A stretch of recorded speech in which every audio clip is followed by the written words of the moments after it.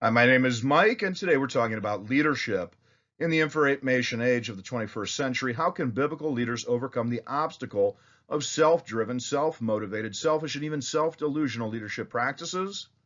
Today, we're going to discover some of the finer details of 6 biblical leadership styles concerning biblical leadership.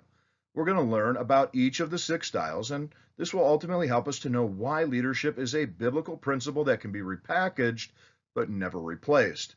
By reviewing these simple truths about biblical leadership in the 21st century, you're going to see why you can stay relevant and not just recent in your addition to the. When I look at leadership, I ask, who do I want to be? I recently watched Tim Allen's new sitcom, Shifting Gears, where Allen's main character, Matt, the owner of a revitalization shop for modifying cars, he had to leave for the day, and he places his longtime second in command employee in charge. And the employee tries to stop being who he is and start becoming all these things he's not, and of course he fails. Eats an entire box of donuts to cope with the stress, and then later his friend talks to him and says, look, you're the leader we've always needed the entire time. So who do I want to be? Is it the person I am, or the person I think others need me to be in order to slay my own dragons? The truth is, we can go from being the exciting, shiny new idea of a leader in everyone else's eyes due to becoming just the recent addition to the room in a span of time so brief it's scary. That's why we need to understand leadership styles if we are going to remain relevant and not just recent. Listen, not all leaders are born great, but at some point, all leaders are allowed to become great. And for a leader to become a great leader, he must master vision, coaching, affiliation, buy-in, goal/pace setting, and command. And to do that consistently and successfully, a leader must master the 6 leadership styles and learn to switch back and forth between them as circumstances demand. In a word, a great leader must be able to influence those around him.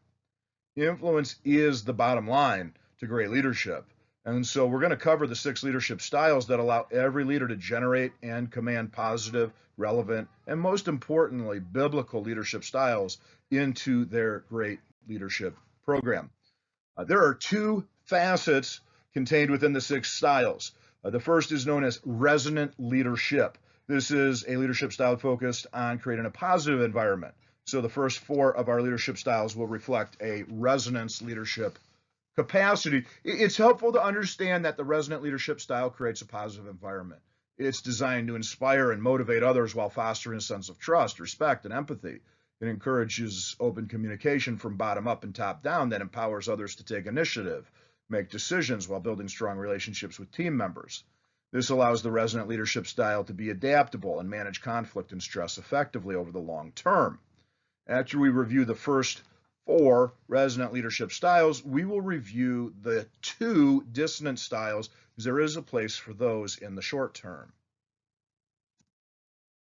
The first of the 6 leadership styles is number 1, visionary. This provides clarity on shared vision and guides people to achieve it.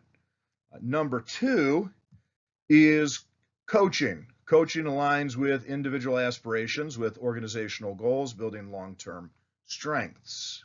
Number 3 is affiliative. Affiliative enhances harmony and collaboration through strong relationship building. Number 4 is democratic.